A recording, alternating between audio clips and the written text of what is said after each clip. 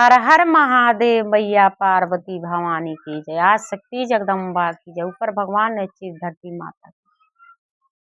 आए दोस्तों, प्यारा सा एक चर्चा लेकर आए हैं। चर्चा अच्छा लगे तो लाइक शेयर करना और कमेंट करके बताना कि चर्चा मेरा कैसा लग रहा है। आइए सुनते हैं।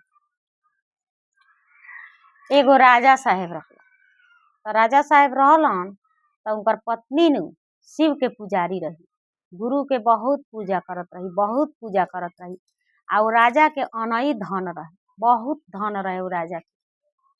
तो शिव के पुजारी रही उ राजा के मेहरारू।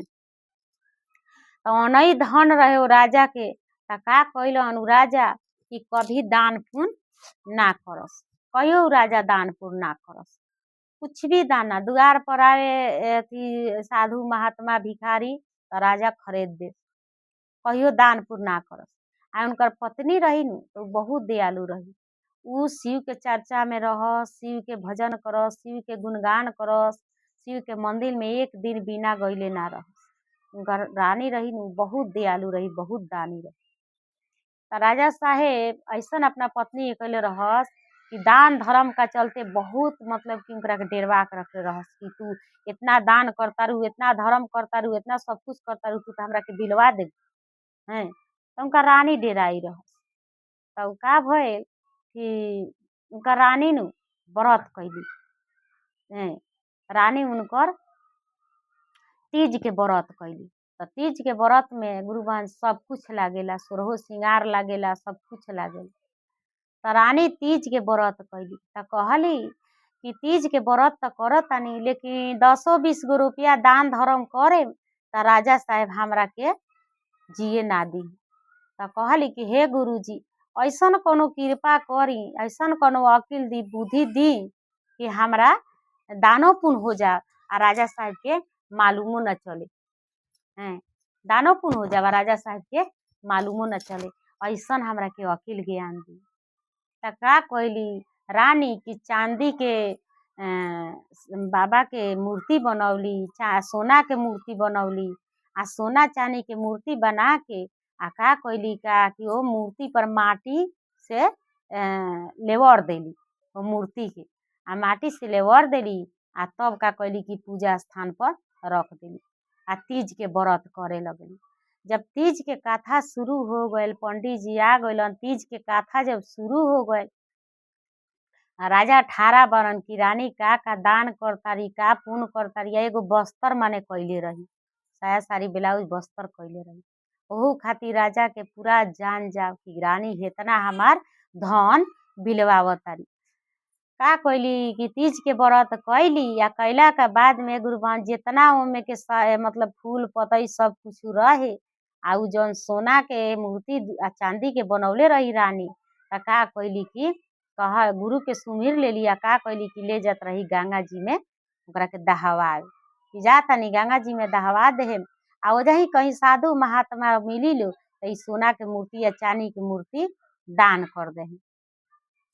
का कैली जब रानी जैसे लेके उठली कि जा तनी अब लेके, वो का कैलन पंडित जी के हाथ धो लेलन रानी के आ कहलन कि भले राजा साहेब हाथ धो लेलन आ कहलन कि कहाँ ले जाता रू, का एमे रखले बारू दान पुण्य करे के। कहली रानी के राजा साहेब कुछ दान पुण्य करे के नहीं रखला था ना, देखाव।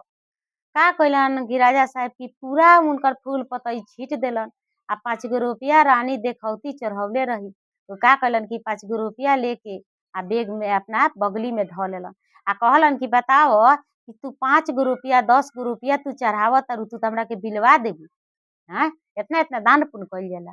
रानी डेराई ले, सिहर ले, कहली कि अच्छा ये राजा साहेब गलती हो गई, बाकी रू जौन माटी लेवरले रही मूर्ति में उ ना देखल।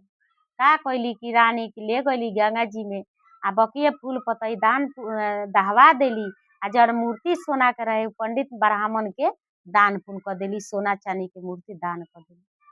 ओकरा बाद में का भल कि रानी मर गईली। रानी जब मर गईली तो उनकरा मतलब कि सड़क के एकदम में सड़क में झिलुआ लागल बा, फूल पतई से जिया डसावल बा, रानी झुलुआ पर झूल रहल बा। जब ऊपर कुछ दिन के बाद राजा साहेब मर गइलन। राजा साहेब जब मर गइलन तो जब जात रहन राजा साहेब तंकरा के नरक के कुछ दान पुण्य ना कैले रहलन त इनकरा के हाथ गोड़ बांध के खड़ा कइले बा। जब भवसागर पार करे के भइल कि हाँ हई भवसागर बा पार करे के दुनू बेकत के भइल त रानी के गुरुजी पार करा देनी। हैं कहनी कि रानी त दान पुण्य कइले बारी, शिव चर्चा कइले बारी, शिव के भजले बारी, रानी शिव के अपन गुरु बनौले बारी। आई त राजवा ना दान पुण्य कइले बा, ना शिव के भजले बा, ना गुरु के चर्चा, कुछ के हाल नइखे जाना। रानी के पार हो गईली आ राजा ताकतारन कहतारन ए रानी हमरो के पार करा द। शंकर भगवान कहनी कि ना तू त दाने पुण्य नइखे कइले त तू कैसे पार होखबा। हैं तू त दान पुण्य कइले ही नइखे त पार कैसे होखबा। कहनी कि हे रानी अरे दया कर, हम बहुत पापी बानी, अधर्मी बानी, कुछ दान पुण्य ना कइनी, कुछ भी ना कइनी, दया कर रानी, कृपा कर हमरा पर। तब रानी का कइली गुरुजी से अर्जी लगौली, विनती कइली कि हे गुरुजी जवन सोना के मूर्ति हम दान कइले बानी, जवन हम कपड़ा दान कइले बानी आ 2 गो सोना के मूर्ति दान कइले बानी त एगो मूर्ति पर इनकरो के भवसागर पार कर दीही। हे गुरुजी दया करी, कृपा करी। तब जाके गुरुजी उनको के पार करा देलन आ दुनू जना के भगवान के शरण मिल गल। तो प्रेम से बोला हर हर महादेव।